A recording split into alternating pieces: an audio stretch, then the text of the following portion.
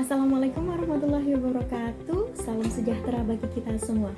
Om Swastiastu, Namo Buddhaya, salam kebajikan. Perkenalkan, nama saya Ilmi Nafiatul Mafiroh dari kelas manajemen 7J Fakultas Ekonomi Universitas Islam Lamongan.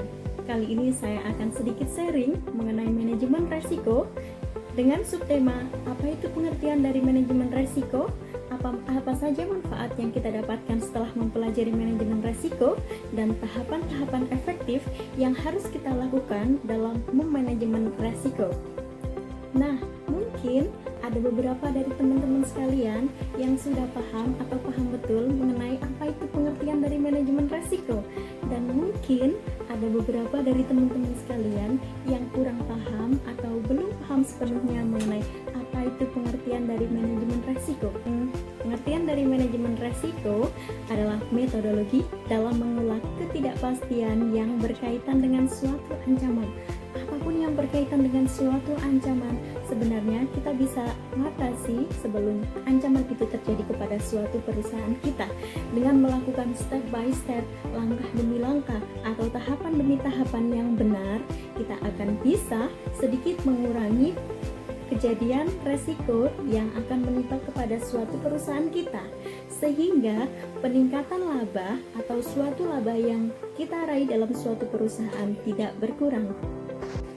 Nah, setelah mempelajari mengenai pengertian dari manajemen resiko atau definisi dari manajemen resiko, kali ini kita akan berlanjut ke step selanjutnya, yaitu manfaat yang kita dapatkan setelah mempelajari manajemen resiko. Manfaat yang pertama adalah manajemen resiko bisa mencegah kegagalan, sehingga peningkatan suatu laba dalam suatu perusahaan bisa terus-menerus kita dapatkan. Manfaat manajemen resiko yang kedua adalah manajemen resiko bisa melindungi dari resiko murni kreditor, karena kreditor, pelanggan, dan pemasok lebih menyukai perusahaan yang terlindungi dengan asuransi tertentu, sehingga secara tidak langsung akan meningkatkan public image suatu perusahaan. Manfaat selanjutnya adalah manajemen resiko bisa menghitung dan mengukur besarnya risk exposure dan menetapkan alokasi sumber-sumber dana sekaligus limit resiko yang tepat.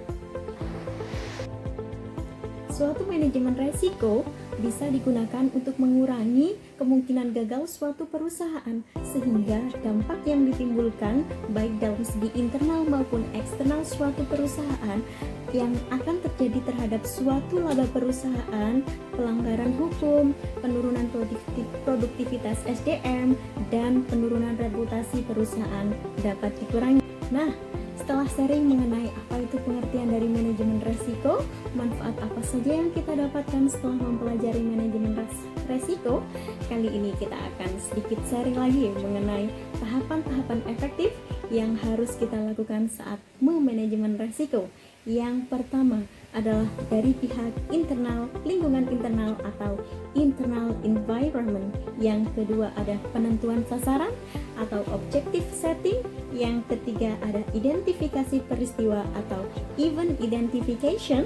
Yang keempat ada penilaian resiko atau risk assessment.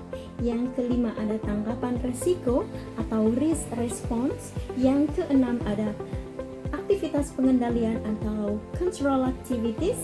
Yang ketujuh ada informasi dan komunikasi atau informasi and communication. Yang kedelapan atau yang terakhir ada pemantauan atau monitoring. Monitoring ini harus dilakukan secara konsisten untuk menghindari pelaporan yang tidak lengkap, berlebihan, atau terjadinya kecurangan dalam pemalsuan. Setelah mengetahui secara mendalam mengenai apa itu manajemen resiko, tentu akan mempermudah teman-teman sekalian dalam melaksanakan berbagai kebijakan dan keputusan pihak manajemen agar perusahaan terhindar dari resiko atau kerugian yang mengancam keberlangsungan perusahaan. Sekian sharing dari saya mengenai manajemen resiko. Semoga bermanfaat bagi teman-teman sekalian. Apabila ada salah lebihnya, saya mohon maaf yang sebesar-besarnya. Wallahul muwaffiq ila aqwamit thoriq. Wassalamualaikum warahmatullahi wabarakatuh.